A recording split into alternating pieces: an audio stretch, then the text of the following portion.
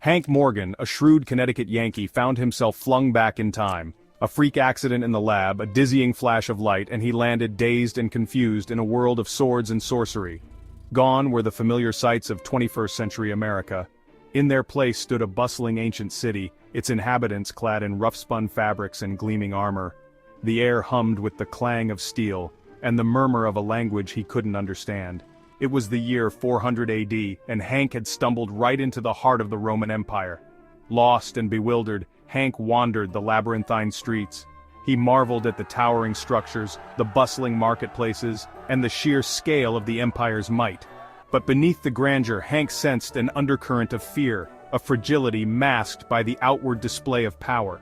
The empire, he soon learned, was teetering on the brink of collapse, beset by internal strife and the ever-present threat of barbarian invasions. As Hank observed the political machinations and technological limitations of this ancient world, an audacious plan began to form in his mind. He, a man from the future, possessed knowledge that could reshape this era. With his understanding of technology and strategy, he could seize control, ushering in an age of unprecedented prosperity and might. The Roman Empire was ripe for a revolution, and Hank Morgan was just the man to lead it. Hank wasted no time in putting his plan into action. He gathered the city's most skilled artisans and engineers, dazzling them with demonstrations of futuristic technology. Using rudimentary materials and his knowledge of basic physics, he constructed crude yet effective devices that defied the ancients' understanding. He harnessed the power of wind with rudimentary windmills, providing a steady source of energy. He devised a system of water purification, ensuring a clean water supply for the city. Word of Hank's miraculous inventions spread like wildfire. The populace, accustomed to the stagnant ways of their forefathers, looked upon Hank's innovations with awe and reverence. He became a legend, a wizard who commanded the very forces of nature. The emperor, a weak and ineffectual ruler, trembled on his throne as Hank's influence grew.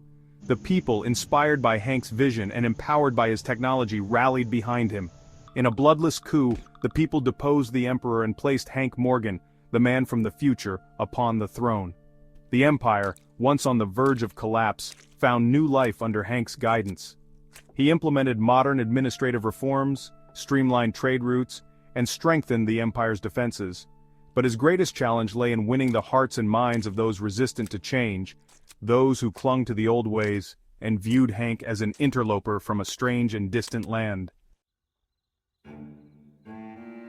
Empress Lucretia, a woman of unparalleled beauty and cunning, observed Hank's rise to power with a mixture of fascination and apprehension.